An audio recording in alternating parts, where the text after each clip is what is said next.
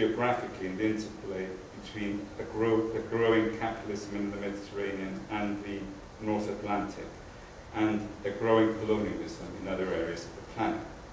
So the cosmopolitan imagination is a condition of self-problematization within this context, incompleteness, and the awareness that certainty can never be established once and for all.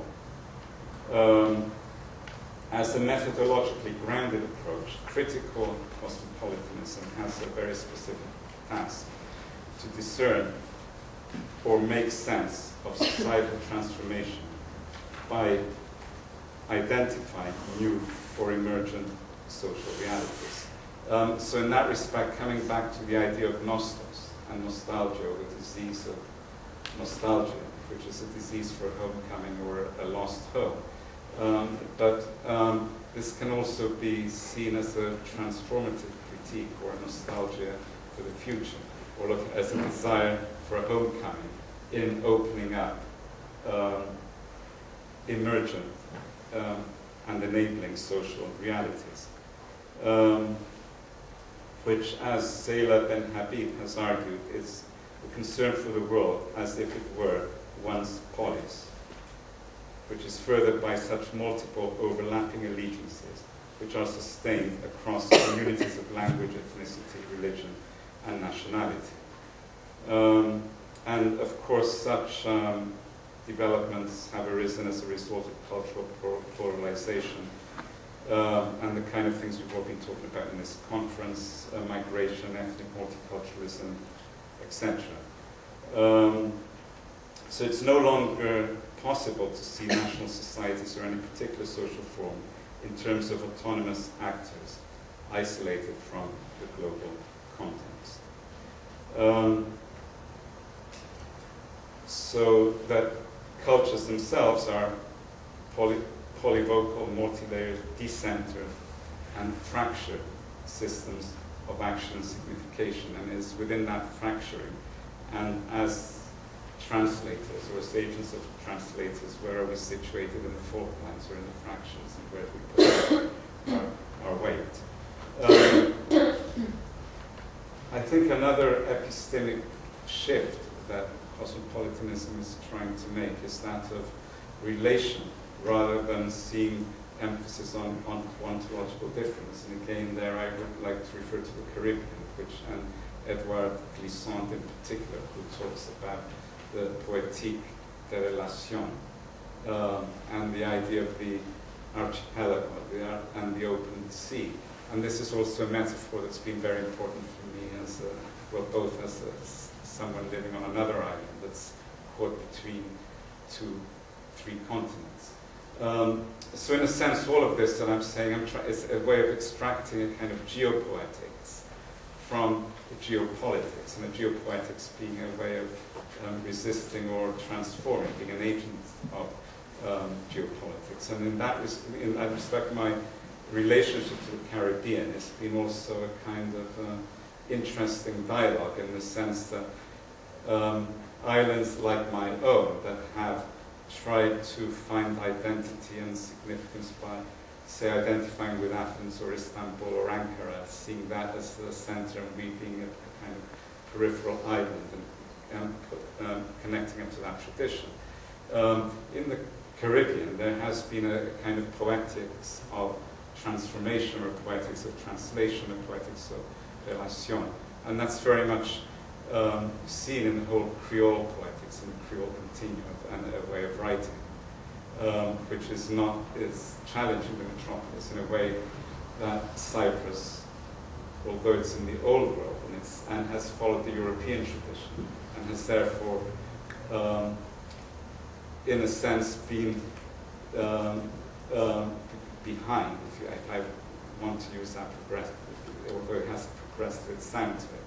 But anyway, it's a way of semi-peripheries looking across at each other and going through a process of reflection. So critical cosmopolitanism is an open process by which the social world is made intelligible, and it opens spaces for discourse. And I think this is what translation poetics does, and Derek Walcott plays that with that incredibly, going from this, he uses classical antiquity and moves into creoles, and then he goes into different creoles and French creoles and English creoles, and he moves into these spaces in between, and he's opening up new spaces and new discursive spaces. So in this respect, critical cosmopolitanism, which I would say is war post-poetics, has such features as irony, and this emotional distance from one's history and culture, reflexivity, in the recognition that all perspectives are cultural, conditioned, and contingent, skepticism towards the grand narratives of modern ideology, care for other cultures, acceptance for hybridization, and ecumenical commitment to dialogue with other cultures, especially religious ones, and nomadism. Such processes take the form of translations between things that are different. And the space of cosmopolitanism is the space of such translations. And I think in this thinking, there's obviously a utopian impulse, which I take from Benjamin and his essay, The Task of the Translator, that was much forgotten, but then recovered by post-structuralism. In that there's this utopian impulse in that translation is a homecoming. There's a nostos in translation for a pure language, but that pure language is utopian, and you can never reach to it. It's only there in God's remembrance. And so if you take away the metaphysical, it's always a promise of the process, but nonetheless the promise is enabling. And this is, I think, perhaps one of the way it has been used by post-structuralism is probably one of the most enabling theories of cultural translation.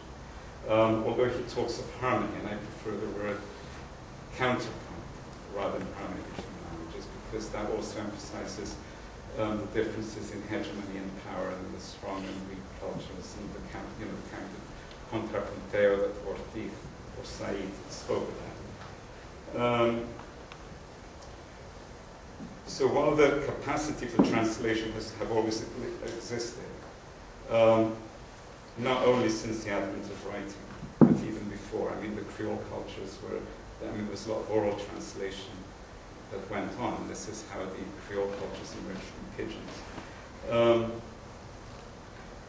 It is only with modernity that translation or translatability has itself become the dominant cultural form for all societies. And translation once served the function of communication and was not the basis of a given culture. It is only becoming fully apparent today what the logic of translation has extended beyond the simple belief that everything can be translated to the recognition that every culture can translate itself and others. And the most general one is the translation of inside, outside as a solution to the problem of inclusion and exclusion. Like, what noise do we include in translation? What do we exclude? How do we put the boundaries in our choices? And other dynamics of translation are those of the local, the global, the self, the other, domestic, the foreign, the particular, the universal, the past, the present, which relates to the nostalgia for the future, the core, the periphery. So it is the nature of such translations that the very terms of the translation is altered in the process of translation, and something new is created. And again, this was Rushdie's key line, that I have not been lost in translation. I've created something new, which is, become a kind of tagline of modern poetics of migrants. And because every translation is at the same time an evaluation, and it's always provisional, and has the dimension, like cosmopolitanism, of self-transcendence.